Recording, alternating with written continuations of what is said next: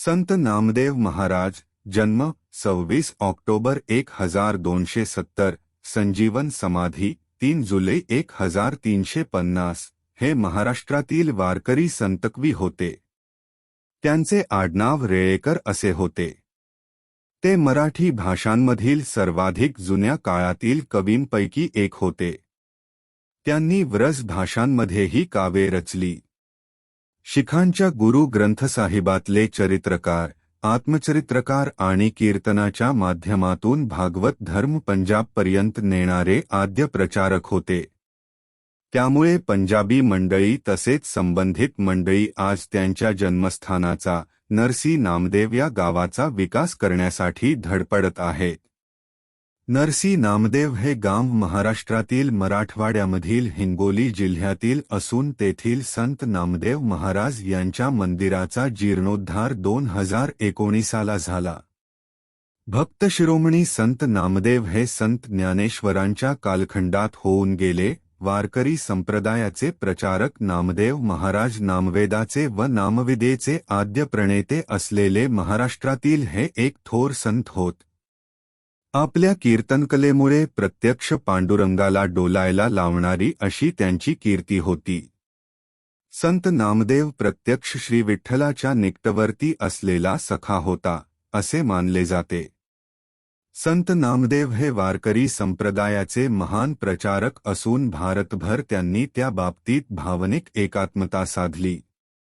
भागवत धर्माची पताका पंजाबपर्यंत घेऊन जाण्याचे कार्य त्यांनी स्वकर्तृत्वाने केले।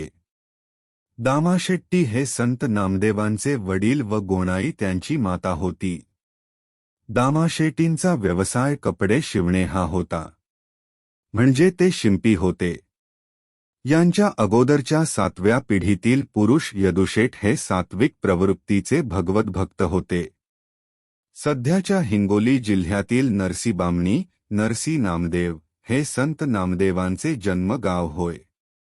नामदेवांचा जन्म प्रभव नाम संवत्सरात शके 1192 इस 1270 मध्ये कार्तिक शुद्ध एकादशीस रोहिणी नक्षत्रास रविवारी झाला। संत नामदेवांना 80 वर्षांचे आयुष्य लाभले। त्यांचे बालपण हे पंढरपुरात गेले। त्यांनी लहानपणापासूनच श्री विठ्ठलाची अनन्यसाधारण भक्ती केली। संत गोरा कुंभार यांच्याकडे तेढोकी येथे निवृत्तीनाथ, ज्ञानेश्वर महाराज, सोपानदेव, मुक्ताबाई, संत नामदेव, चोखामेळा, विसोबा खेचर आदी संतांचा मेळा जमला होता। याच प्रसंगी संत ज्ञानेश्वरांच्या विनंतीवरून गोरोबाकाकांनी उपस्थितांच्या आध्यात्मिक तयारीविषयी आपले मतप्रदर्शन केले होते। या प्रसंगानंतरच संत नामदेवांना विसोबा खेचर हे आध्यात्मिक गुरु म्हणून लाभले। पत्नी राजाई, मोठी बहीण आऊबाई, नारा, विठा, गोंदा, महादा हे त्यांचे 4 पुत्र व 1 मुलगी लिंबाई असा संत नामदेवांचा परिवार होता। त्यांच्या कुटुंबात एकूण 15 माणसे होती। स्वतःला नामयाची दासी असे म्हणणाऱ्या संत जनाबाई या त्यांच्या परिवारातील एक सदस्य होत्या। संत नामदेवाची अभंगगाथा सुमारे 2500 अभंग प्रसिद्ध आहे। त्यांनी शौरसेनी भाषेत काही अभंग रचना सुमारे 125 पदे केली। त्यातील सुमारे 62 अभंग नामदेवजी की मुखबानी शीख पंथाच्या गुरुग्रंथ साहेबमध्ये गुरुमुखी लिपीत घेतलेले आहेत। संत नामदेवांनी आदी, समाधी व तीर्थावळी किंवा तीर्थावली या गाथांतील 3 अध्यायातून संत ज्ञानेश्वरांचे चरित्र सांगितले आहे। कीर्तनात अनेक चांगल्या ग्रंथांचा उल्लेख असे। यावरून ते बहुश्रुत व अभ्यासू असल्याचे लक्षात येते।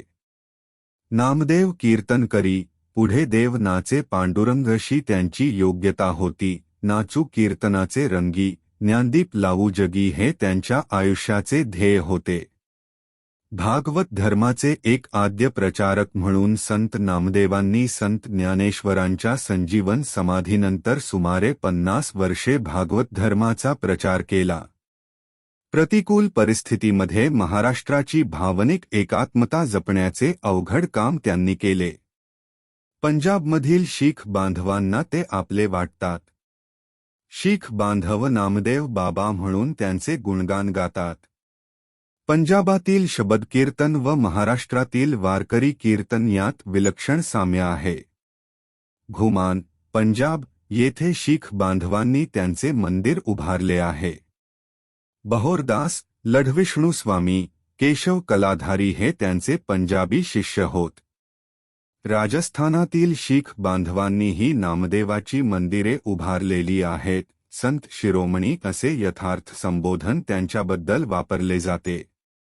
भगवद्भक्तांच्या व साधुसंतांच्या चरणधुळीचा स्पर्श व्हावा म्हणून पंढरपूर येथील विठ्ठल मंदिराच्या महाद्वारी पायरीचा दगड होण्यात त्यांनी धन्यता मानली. संत नामदेव हे आषाढ वद्य त्रयोदशी शके 1272 मध्ये शनिवारी दि 3 जुलै 1350 रोजी पंढरपूर येथे पांडुरंगचरणी विलीन झाले. नक्की दिनांकाविषयी एकवाक्यता दिसून येत नाही. कालनिर्णय या दिनदर्शिकेत पुण्यतिथी दिनांक 24 जुलै असा दिलेला आढळतो. संत नामदेव हे कीर्तने करत करत भारतभर फिरले. मूळ नाव नामदेव दामा रेळेकर. समाधी मंदिर पंढरपूर. संप्रदाय नाथ संप्रदाय, वारकरी वैष्णव संप्रदाय. गुरु विसोबा खेचर. शिष्य चोखा मेळा. भाषा मराठी. साहित्य रचना शब्दकीर्तन, अभंगगाथा, अभंग भक्ती कविता. व्यवसाय शिंपी, समाज जागृती. वडील दामा शेट्टी. आई गोणाई. नामदेवांचे बालपण. नामदेव अगदी लहानपणापासूनच प्रल्हादसारखे होते. ते विठ्ठलाचे महान भक्त होते. वयाच्या 2व्या वर्षी जेव्हा त्यांनी बोलण्यास सुरुवात केली तेव्हा दररोज त्यांची आई गुणाबाई त्यांना देवतांच्या पूजेसाठी विठोबाच्या मंदिरात घेऊन गेल्या तेव्हा त्यांना खूप आनंद झाला. त्याची पुढील पायरी म्हणजे जेव्हा वयाच्या 7व्या वर्षी त्यांनी झांजांची जोडी तयार केली आणि नृत्य, गाणे, भजन गाण्यात वेळ घालवून इतर सर्व गोष्टींकडे शाळेतले शिक्षण, विश्रांती, झोप इत्यादीकडे दुर्लक्ष केले. विठोबाबद्दलची भक्ती इतकी निर्दोष आणि प्रामाणिक होती की कधीकधी ते त्याला त्यांचा सर्वात प्रिय भाऊ म्हणून मानत असत. एके दिवशी नामदेवची आई व्यस्त असल्याने तिने नामदेवला विठोबाला नैवेद्याचे भोजन भरवण्यास सांगितले. नामदेव मंदिरात गेला आणि त्याने जेवणाची थाळी विठोबासमोर ठेवली आणि त्याला नैवेद्य स्वीकारण्यास सांगितले. तथापि विठोबाने नामदेवाची मागणी मान्य नाही केल्यामुळे बालक नामदेव रडू लागला. तेव्हा विठोबाने प्रत्यक्षात मानवी रूप धारण केले आणि कृतज्ञतेने अर्पण स्वीकारले. नामदेवाच्या आईला आश्चर्य वाटले जेव्हा तिचा मुलगा रिकामी प्लेट घेऊन मोठ्या आनंदाने परत आला आणि त्याने तिला सांगितले की विठोबाने नैवेद्य स्वीकारले. परमेश्वराने खरोखरच त्यांचे अर्पण स्वीकारल्याचे पाहून आईला समाधान वाटले. तिचा नामदेवावरील आनंद आणि अभिमान अमर्याद होता. ती अशा महान भक्ताची आई आहे याबद्दल तिला परमेश्वराची कृतज्ञता वाटली.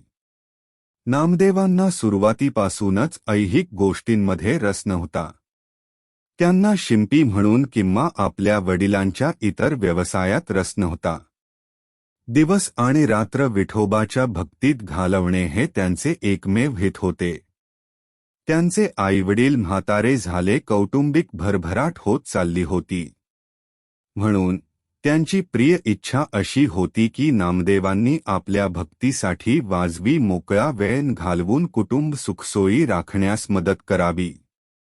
म्हणून नामदेवांना काही दिवस कपड्यांचे तुकडे विकण्यासाठी बाजाराकडे पाठविण्यात आले. पण नामदेव व्यापाराच्या युक्तीने निष्पाप होते. त्यांच्यासाठी किंमती आणि पैसे आणि त्याचे मूल्य यासारख्या गोष्टी अज्ञात विषय होते. ते कपड्यांसह बाजारात गेले कारण त्यांच्या वडिलांनी त्यांना भाग पाडले.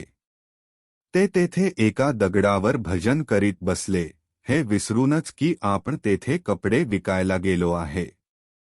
काही तासांनंतर सूर्य मावळला आणि संध्याकाळच्या भक्ती प्रदर्शनासाठी मंदिराकडे जाण्याची वेळ आली. त्यानंतर त्यांना आठवले की त्यांनी कपडे विकले नाही आणि आता आपल्या वडिलांकडून मारहाण केली जाईल. ते मंदिरात जाण्यासाठी अधीर होते. म्हणूनच त्यांनी सर्व कपडे ज्या दगडावर बसले होते त्याला विकून टाकले, म्हणजे त्याने कपडे त्या दगडावर ठेवले आणि पैसे दुसऱ्या दिवशी देण्यासाठी त्या दगडाचा साक्षीदार म्हणून आणखी एक दगड नेमला आणि मंदिरात गेले. आपल्या मुलाचे धाडस ऐकून नामदेवच्या वडिलांचा राग अनावर झाला आणि त्यांनी पैशाची हमी दिलेला धोंड्या आणण्यास सांगितले. दुसऱ्या दिवशी नामदेव बाजाराकडे परत गेले तेव्हा त्यांना आढळले की कपडे रात्रीच्या वेळी गायब झाले होते आणि त्यांनी दुसरा दगड, धोंड्या, घरी नेला कारण त्याने पैसे देण्यास नकार दिला. त्यानंतर ते मंदिरात गेले आणि त्यांनी विठोबाला सर्व घटना सांगितल्या आणि आपल्या अडचणीही सांगितल्या. जेव्हा नामदेवाच्या वडिलांनी त्यांना पैशाची हमी दिलेली धोंड्या दाखवायला सांगितले तेव्हा नामदेव यांनी उत्तर दिले की धोंड्याला घराच्या बंद खोलीत ठेवण्यात आले आहे आणि ते मंदिरात पळाले. जेव्हा वडिलांनी पैशाची मागणी करण्यासाठी खोली उघडली तेव्हा त्यांना आश्चर्य वाटले की त्यांनी तेथे एक सोन्याचा ढीग पाहिला. वडिलांना खूप आनंद झाला, पण नामदेव त्याबद्दल अगदीच उदासीन होते. नंतर त्यांना वाचवल्याबद्दल त्यांनी देवाची स्तुती केली. एकदा नामदेवांची संत ज्ञानदेव व त्यांच्या भावंडाशी भेट झाली. त्या सर्व भावंडांनी नामदेवांना नमस्कार केला, परंतु नामदेवांनी त्यांना परत नमस्कार न करता तसेच बसून राहिले. ते पाहून मुक्ताबाई नामदेवांना म्हणाली, तुम्ही विठ्ठल भक्त स्वतःला समजता, तरीही तुमचा अहंकार काही गेला नाही. त्यानंतर संत ज्ञानदेवाच्या सांगण्यावरून नामदेवांनी औंढा नागनाथ येथे जाऊन विसोबा खेचरांकडून उपदेश घेतला. त्यांचे शिष्यत्व स्वीकारले. श्री संत तुकाराम महाराज यांची संपूर्ण माहिती. नामदेवांसंबंधी आख्यायिका. नामदेव महाराज खूप लहान असताना त्यांच्या वडिलांनी त्यांना सांगितले, आज देवाला प्रसाद तू दाखव. त्या दिवशी नामदेवांनी नुसता नैवेद्य दाखविला नाही तर देवापुढे वाट बघत बसले की केव्हा हा खाई. त्या अत्यंत निरागस अपेक्षेला मान देऊन प्रत्यक्ष विठ्ठल प्रकट झाले व नामदेवांनी दिलेला प्रसाद त्यांनी ग्रहण केला. कुत्र्याने चपाती पळवली त्याला ती कोरडी खाऊ लागू नये म्हणून संत नामदेव महाराज तुपाची वाटी घेऊन त्याच्यामागे लागले.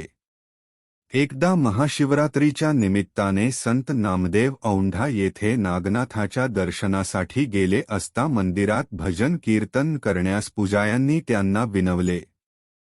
त्यांच्या विनंतीस मान ठेवून नामदेव मंदिराच्या मागील बाजूस बसून दर्शनासाठी नागनाथाची आळवणी करू लागले. नामदेवाची भक्ती बघून त्यांना दर्शन देण्यासाठी देवाने पूर्वाभिमुख असलेले मंदिर फिरवून पश्चिमाभिमुख केले. ते आजतागायत तसेच आहे. संत नामदेवांचे लग्न. याच दरम्यान नामदेवांचे राधाबाईशी लग्न झाले.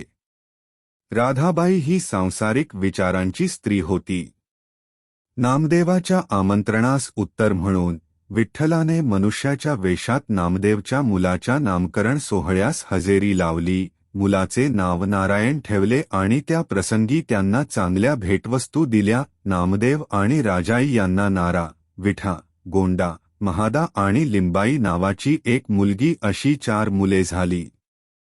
त्यांची मोठी बहीण औबाई सुद्धा त्यांच्याबरोबर राहत होती. घरात सर्व 15 लोक होते. नामदेवांना वाटले की घरगुती गोष्टींमध्ये, पालकांमध्ये, पत्नीत आणि मुलांमध्ये रस घेणे अधिकच कठीण आहे आणि सर्व लोक किंवा त्यांचे मित्र त्यांना मनापासून जगात परत आणण्यात यशस्वी झाले नाहीत. त्याला फक्त एकच आवड होती आणि ती होती विठोबाची भक्ती. तो विठोबासमोर तासनतास बसून त्याच्याशी बोलत असे, त्याच्याशी आध्यात्मिक गोष्टींबद्दल चर्चा करीत आणि भजन करीत असे. नामदेवासाठी विठोबाच प्रत्येक गोष्टीची सुरुवात आणि अंत होता. संत नामदेवांचे साहित्यिक कार्य. संत नामदेव म्हणजे मराठीतील पहिले चरित्रकार आणि स्वयंचरित्रकार आणि पंजाबपर्यंत धर्म प्रसार करणारे भागवत धर्माचे अग्रणी लेखक.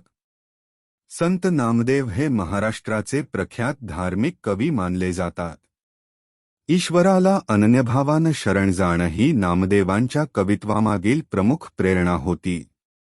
विठ्ठल आवडी प्रेमभावे, आधी रचिली पंढरी, मग वैकुंठ नगरी, असं नामदेव अभिमानाने सांगतात. अमृताहुनी गोड नाम तुझे देवा असे म्हणत पंढरीचा महिमाही पटवून देतात. देह जावो अथवा राहो, माझे तीर्थ पंढरी, अशा कितीतरी अभंगातून नामदेवांचा विठ्ठलाविषयीचा श्रद्धाभाव व्यक्त झाला आहे. नामदेवांनी विठ्ठलाविषयी ज्या उत्कटेने रचना लिहिल्या, त्याच उत्कटतेने अनेक संतांचं वर्णन काव्यात केलं आहे. साधी पण भावोत्कट अभिव्यक्ती हे नामदेवांच्या काव्यरचनेचे वैशिष्ट्य आहे. त्यांच्या उत्कट ईश्वरभक्तीचा अत्यंत विलोभनीय असा आविष्कार काव्यात जाणवतो. त्यांच्या रसाळ वाणीची व अर्थपूर्ण अभंगाची महती सांगणाऱ्या कितीतरी कथा प्रचलित आहेत. महाराष्ट्राच्या पलीकडे जाऊन पंजाबमध्ये पोहोचलेल्या भगवत धर्माचे ते आद्य समर्थक आहेत. हिंदी आणि पंजाबी भाषेतही त्यांनी काही भजन लिहिले. कीर्तन करताना त्यांची भक्ती आणि कौशल्य इतके उच्च दर्जाचे होते की असे म्हटले जाते की भगवान पांडुरंगसुद्धा त्यांच्या नादात चालले होते. वारकरी संप्रदायाचे समर्थक असूनही संत नामदेव यांनी देशभर धार्मिक ऐक्य स्थापित केले. सर्व प्राणिमात्राच्या ठिकाणी भगवद्भाव मानणं हा जो भक्तियोग ज्ञानदेवांनी सांगितला, तोच भागवत धर्म. त्यांच्या शब्दांमध्ये समदृष्टी आहे, व्यापकपणा आहे आणि आल्हादही आहे. त्यामुळे नामदेवांच्या रचना मनाला स्पर्श करतात. संत ज्ञानेश्वरांनी एका ओवीत जे मूळ तत्व सांगितलं, ते संत नामदेवांनी केवळ स्वीकारलं असंच नाही तर ते अंगीकारलं. त्यामुळे त्यांना जो अनुभव आला, तो त्यांनी आपल्या साहित्यातून सर्वसामान्य लोकांपर्यंत पोहोचवला. नामदेवांनी समाज जागृतीचे महान कार्य केले. संसारात राहून संसाराचा उपभोग जरूर घ्यावा, परंतु नित्य जागृत राहावं, अनासक्त असावं. वेळोवेळी ईश्वराची भक्ती करावी. अशा या भक्ताच्या रक्षणासाठी साक्षात विठ्ठल सुदर्शनचक्र घेऊन दारात उभा असतो. नामदेवांच्या तत्वज्ञानाचा गाभा म्हणजे नामस्मरण होय. नामदेवांनी विठ्ठल भक्तीबरोबरच व्यावहारिक व प्रापंचिक जीवनावरही अभंगाद्वारे भाष्य केले आहे. चंचल मनाविषयी ते म्हणतात, मन केले तैसे होय, धाडिले तेथे जाय. नामदेवांचे अभंग कविता अतिशय तरल, अर्थपूर्ण व भावस्पर्शी आहेत. त्यांच्या काव्याचे वर्णन संत तुकारामांनी अचूक शब्दात केले आहे. ते असे: कविता गोमटी नामयाची. नामदेवने असंख्य अभंग लिहिले. ते महाराष्ट्रात आणि पंजाबमध्ये अत्यंत लोकप्रिय होते आणि त्यांचे काही श्लोक आदी ग्रंथात समाविष्ट आहेत. शीख धर्माचे पवित्र शास्त्र. नामदेव यांनी भक्तिमय कवितेची परंपरा प्रेरित केली, जी महाराष्ट्रात 4 शतकांपर्यंत चालू राहिली, ज्याचा शेवट महान भक्ती कवी तुकारामांच्या कार्याने झाला. अशा या नामदेवांनी अज्ञानाला दूर सारत कीर्तनाच्या माध्यमातून ज्ञानाचा दीप लावण्याचे महान कार्य केले. ख्या अर्थाने स्वार्थी भावनेने त्यांनी ज्ञानदेवांनी लावलेल्या भागवत पंथाच्या रोपट्याचा महावैक्ष केला. नामदेवांचे सामाजिक आध्यात्मिक कार्य. नामदेवांनी उत्तर भारतात तब्बल 54 वर्ष समाज जागृतीसाठी आध्यात्मिक कार्य केले. अवघ्या महाराष्ट्रात ज्ञानदेव, नामदेवाबरोबरच आध्यात्मिक भक्तिगीत पुढे एकनाथ, तुकाराम, रामदास हे सामील झाले आणि या पंचसंतकवींनी अज्ञानी मनात ज्ञानाचे दीप प्रज्वलित करण्याचे मौलिक काम केले. त्यानंतर नामदेवांनी महाराष्ट्रापासून ते पंजाबपर्यंत भागवत संप्रदायाचा प्रचार व प्रसार केला. त्यांनी गुजरात, सौराष्ट्र, राजस्थान, पंजाब असा प्रवास करीत कीर्तनाद्वारे भागवत संप्रदायाचे प्रबोधन केले. राजस्थानातील जयपूर, भरतपूर, बिकानेर, अलवर अशा मोठ्या शहरातून नामदेवांची मंदिरं आहेत. तसेच त्यांच्या नावाच्या शाळाही आहेत. राजस्थानमध्ये 18 जिल्ह्यातील 52 गावांमधून नामदेवांची मंदिरं आजही पाहायला मिळतात. 700 वर्षापूर्वी नामदेवांनी भारतभर धर्मकार्य केले, ही खरोखर आश्चर्याची गोष्ट आहे. संत नामदेवांनी आदी, तीर्थावळी व समाधी अशी त्रिखंडात्मक चरित्रकार रचना संत ज्ञानेश्वरांच्या जीवनावर केली आणि काद्य पद्य चरित्रकार म्हणून संत नामदेवांचा गौरव केला गेला. संत ज्ञानदेवांना समकालीन असलेले संत नामदेव यांनी तर भगवत धर्माची पताका महाराष्ट्राबाहेर द्वारका, मारवाड, बिकानेर, मथुरा, हरिद्वार, पंजाबपर्यंत फडकवली. पंढरपुरातील विठ्ठलाच्या परिसरात सीमित झालेल्या भक्तिकेंद्राला त्यामुळे व्यापक क्षेत्र मिळालं. खरंतर नामदेवांच्या नामामध्येच नाम हाची देव आहे. घोमान हे बाटला शहराच्या दक्षिणपूर्व दिशेला 26 किमी आणि श्री हरगोबिंदपूरपासून 10 किमी अंतरावर आहे. ते श्री हरगोबिंदपूरच्या पश्चिमेस दिशेने आहे. घोमान संत नामदेवांशी संबंधित आहेत. संत नामदेव हे या शहराचे संस्थापक होते आणि 17 वर्षे त्यांनी येथे ध्यान केले. येथे त्याने चमत्कारिक कामे केली. या मंदिराचे पूर्व प्रवेशद्वार नामदेव दरवाजा म्हणून ओळखला जातो. गर्भगृहात विठोबाची स्थिर प्रतिमा आहे. भागवत धर्माची पताका उत्तरेत नेणारे नामदेव हे पहिले संत होते. नामदेवांनी पंजाबमध्ये भक्तिमार्गाचा शुभारंभ केला आणि रामानंद, कबीर व नानक अशा संतांना प्रेरणा मिळाली. शीखबांधवांच्या श्री गुरुग्रंथ साहेब या धर्मग्रंथात संत नामदेवांची 61 हिंदी पदे आहेत. त्यास बाबा नामदेवजी की मुखबानी म्हणून ओळखले जाते. दुःखापासून मुक्ती मिळवून सुख, शांती, समाधान मिळविण्यासाठी नामस्मरणाचा सोपा मार्ग पीडित जनतेला दिला. लोकांना कर्मकांडापासून परावृत्त करून खरा धर्म सर्वसामान्याच्या मनात रुजवाला. अखंड आयुष्यभर भ्रमण करत विश्वशांतीचे स्वप्न साकार केले. ज्ञानदेवांनी केलेली विश्वकल्याणाची प्रार्थना नामदेवांनी अंगीकारत सार्थ केली. संत नामदेव महाराज यांची समाधी 80 वर्षे वय झाल्यानंतर नामदेवांनी देह त्यागण्याचे ठरविले. त्यांनी विठ्ठलापुढे जाऊन आज्ञा द्यावी अशी आषाढ शुद्ध एकादशी शके 1272 रोजी विनंती केली.